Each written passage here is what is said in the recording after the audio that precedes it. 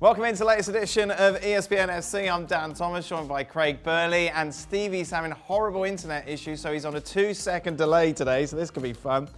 Craig, well, it looks like, by the way, it looks like he's on a permanent delay to me because my screen's froze. So are we still on here? Yeah, we're still going. Yeah, just about. My screen's not still going. Oh, Craig, with Scotland getting through to the Euros, you're going to be hearing a lot of this, aren't you? Craig, do you have any prediction on who would be the first player to score for Scotland in a major tournament since you? Do you see anyone getting a red card?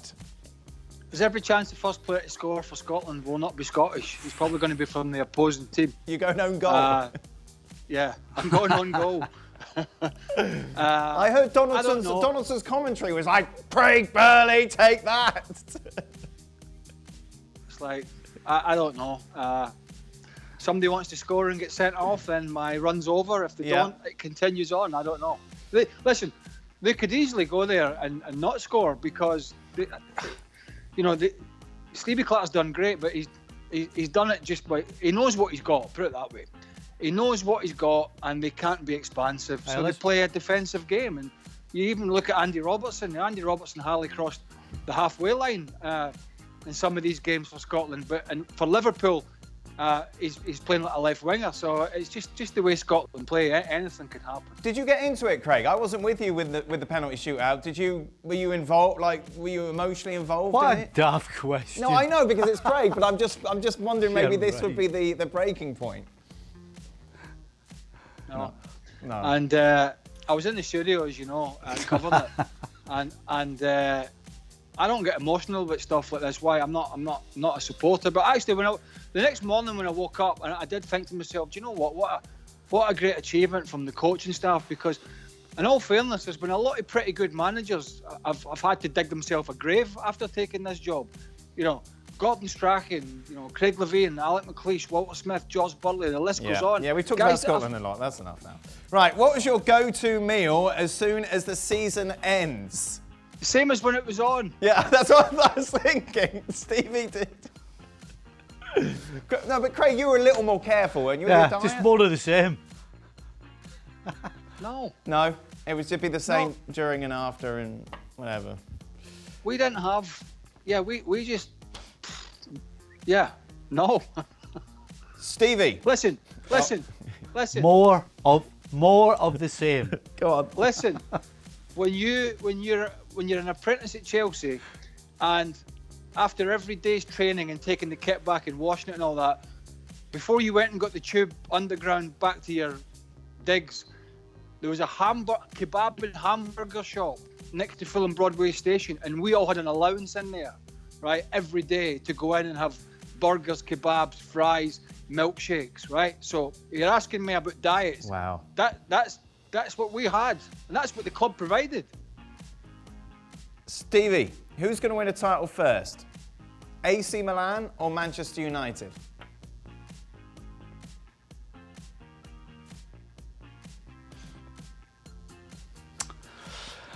I'm going to say Manchester United, because I think Manchester United can still attract established players, whereas AC Milan are kind of, I think that, with Ibrahimovic and players like that, they're either going old or young, whereas Manchester United can still attract, Edison as Cavani. I said, established players. Well, listen. Ed, you try to be clever again as usual, but Edson Cavani is a good option coming off the bench for any team. I would have had no problem if Liverpool had signed Edson Cavani coming off the bench, by the way, with 20 minutes to go. So, put that one in your pipe. Well, Zlatan's top goal scorer in Italy at the moment. So I'm just saying, like you're saying they just bring in old people. So what? Old, effective people that's put them top of the table. Good, thanks. Thanks for the fact. By the way, I eat more shepherd's pie than you do. Right. That's about as much relevance as yours, by the way, to the conversation. Would Stevie rather have corn in his shepherd's pie or Sergio Ramos at Liverpool in January? Sergio Ramos. Easy. Another easy one. If it was possible, how hard should they push, Stevie? Because obviously there's lots of talk about him moving on from Real Madrid.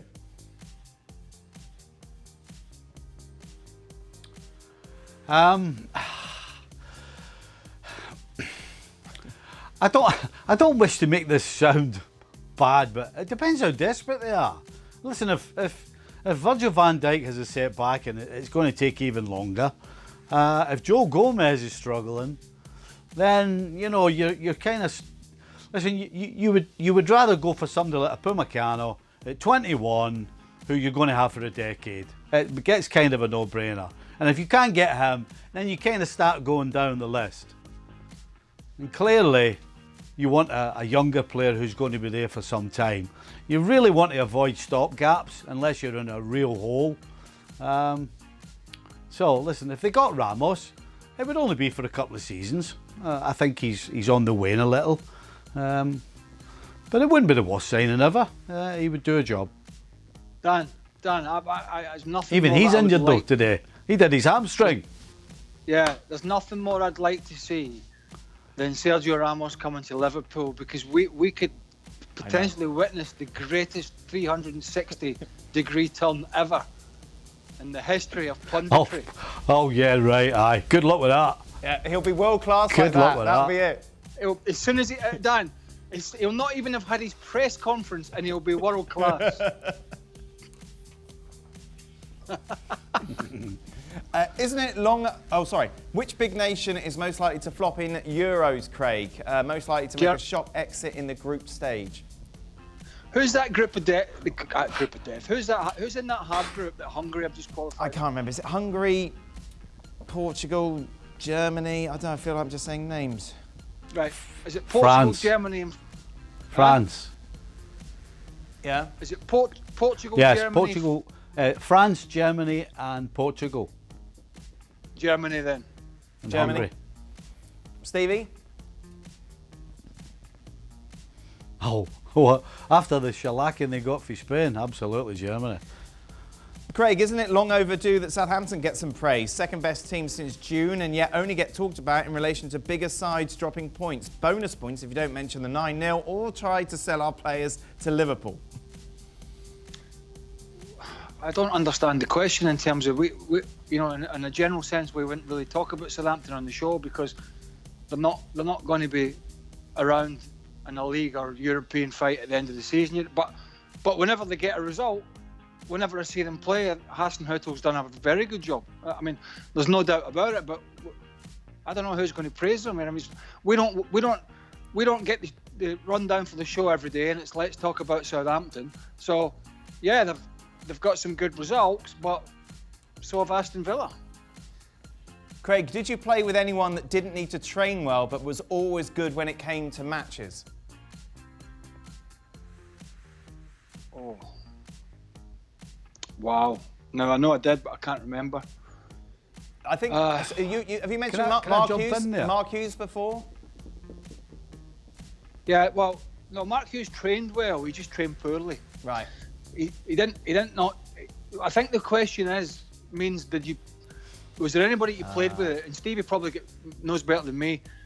That maybe played on a Saturday and maybe didn't see a training ground again till the next Friday.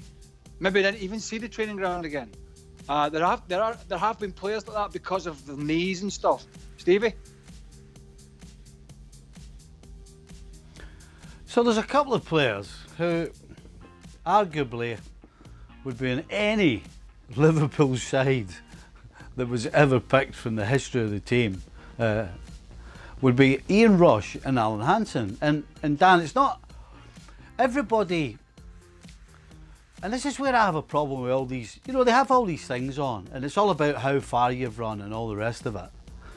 But Alan Hansen and Ian Rush didn't have to do an awful lot because they did enough to keep them ticking over so that on a Saturday they were ready to give everything.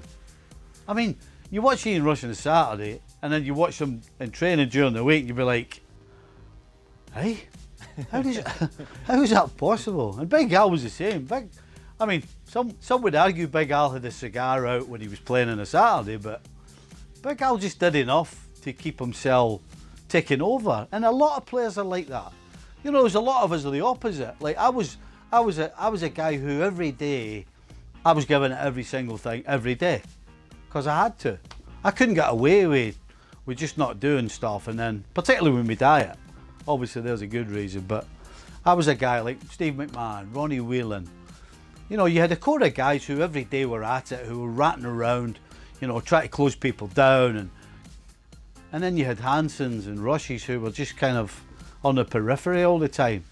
But when the whistle went on a Saturday and it mattered, they were just as fit and strong and quick as anybody else.